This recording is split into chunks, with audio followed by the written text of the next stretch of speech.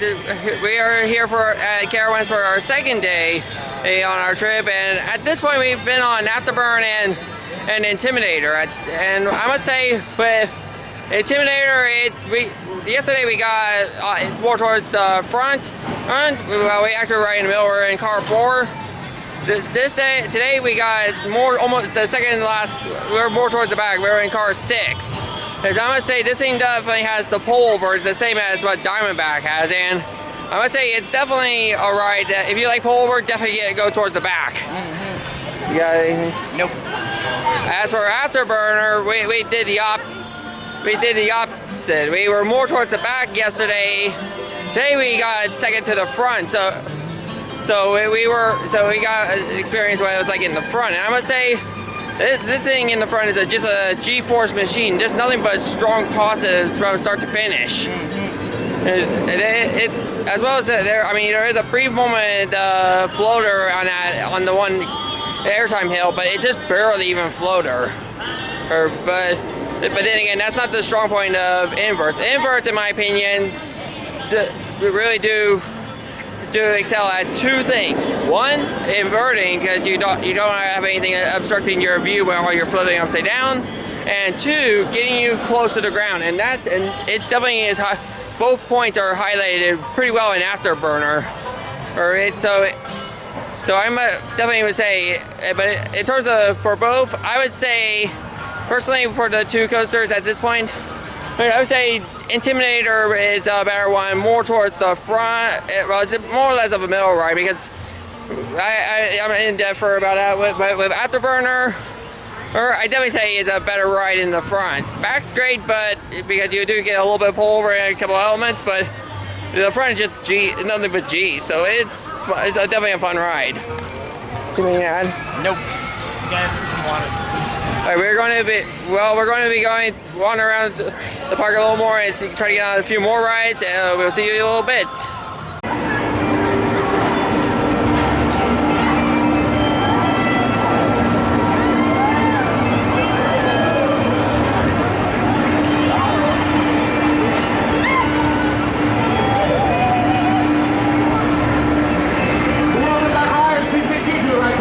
I'll let you know when it's safe to go.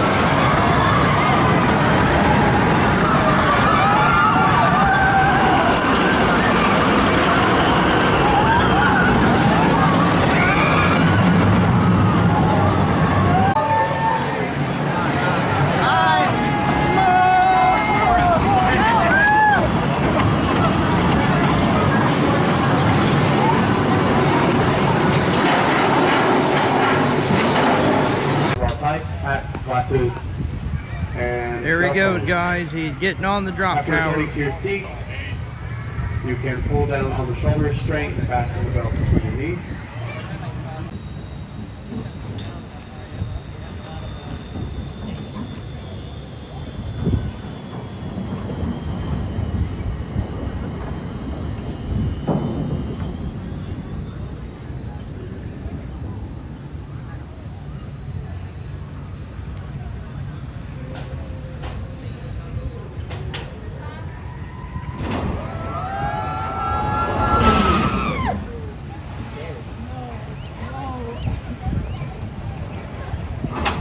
So how was it?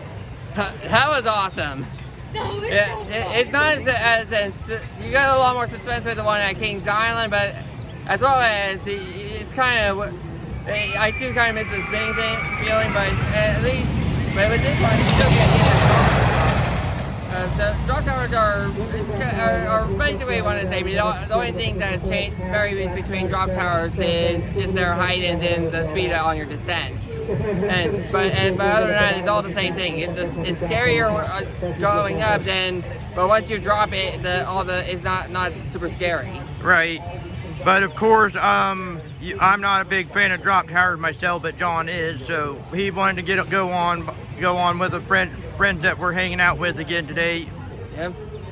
But we're about to get on Hurler again, and we'll see him when we get off.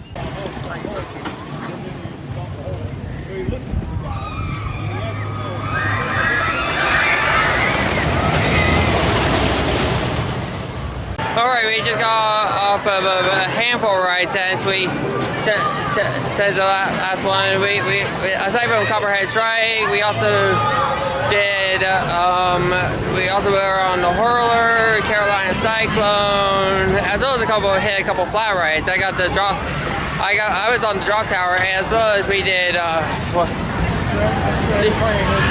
other flat ride. I just can't think of the name of it. The thing with the Hurler, in particular, that thing needs some love. Yesterday we got the front car, but this is a significantly rougher experience on the second from the second car. I'm pretty sure it gets rougher as you get further back. We've been talking. Me and Andy, as well as the people we were hanging out today with, we're talking, and more likely, I do say we probably have it's the same as what a lot of other people say, is that thing needs some work. Either GCI or Gravity Group needs to come in to retrack it, or it needs to get the RMC treatment, or GCI needs to give it a Titan track. It needs care. But it definitely needs something. Hopefully the Carowinds does that sooner rather than later. More likely, it's probably not going to happen extremely soon, but hopefully in the next few years it happens. As for the Copperhead Strike, it still is a phenomenal ride. We were towards the back on the last ride, but our most recent one, the one that we just got off of, we were in the very back, and that thing in the back, you get strong pull over those airtime moments, as well as you're just hanging there on most of the ride. It just is a phenomenal ride. Definitely one of the Carowinds' best roller coasters, in my opinion. Yeah, I agree with John. They really need to do Titan track. It's a good contender for the GCI Titan track whenever they decide to put that in coasters. Yeah. But anyway, we're heading for the Chick-fil-A to get some food, and we'll see you afterwards.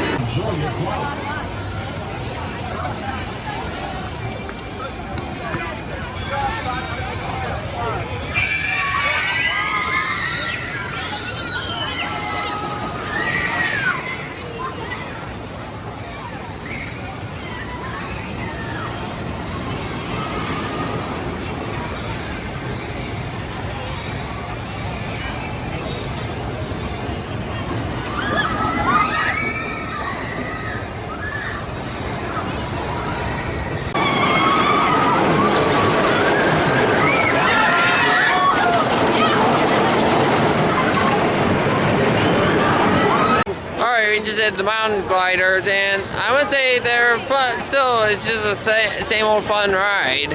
I don't really have anything to say about it. It's just a fun ride to get on. Yep, and for those of you who are not familiar with the history of Kings Island, the mountain gliders were actually at Kings Island first. They've been there when they were first opened. They were the Flying Eagles, which they were removed to make room for Backlot Stunt Coaster. Well, technically not. They were actually moved to make room for a basketball game right beside Backlot Stunt Coaster. Yep. Well, anyway, we're aiming for the boot blasters here, which from what we've been told, it works a lot better than the ones at Kings Island. We're being very skeptical about that until we get on it, though. Oh, so we'll see you in a few minutes. All right, we just got off Boo Blasters. There's that. I must say, both me and Andy have different opinions and mixed opinions on whether this one or the one back home at Kings Island is. For me personally, on the one at Kings Island, it definitely has a much better pre-show in terms of going into the big mansion scenery in the queue, and as well as the loading area. It's also just fits a lot better with it. But just where you're unable to see any form of traffic because it's just over a carpet. Yeah, but I kind of like the ride system a little bit better than the one back at Kings Island.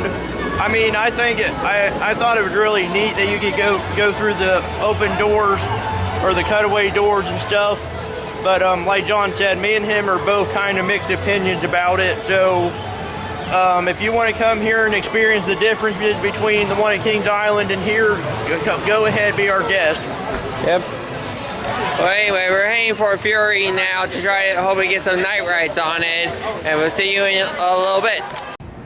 Hey guys, there's a weather warning out for near Carowinds, so we can't get on Fury again right now. But here's something neat that we noticed when we were waiting. We found where they store their stuff for Carowinds, their Halloween event they have here at Carowinds.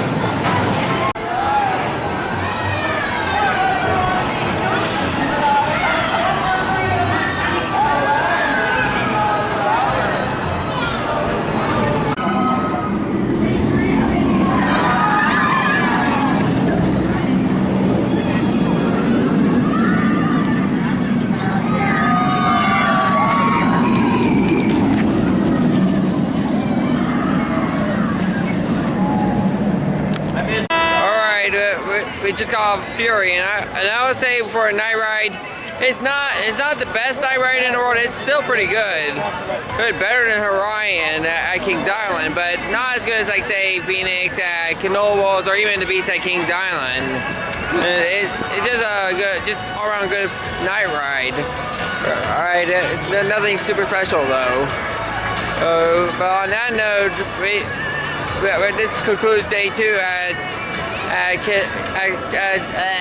Carowinds Music Park, and on that note, this is John the Mystic Rider and Andy the Gemini Man, and we'll see you next time.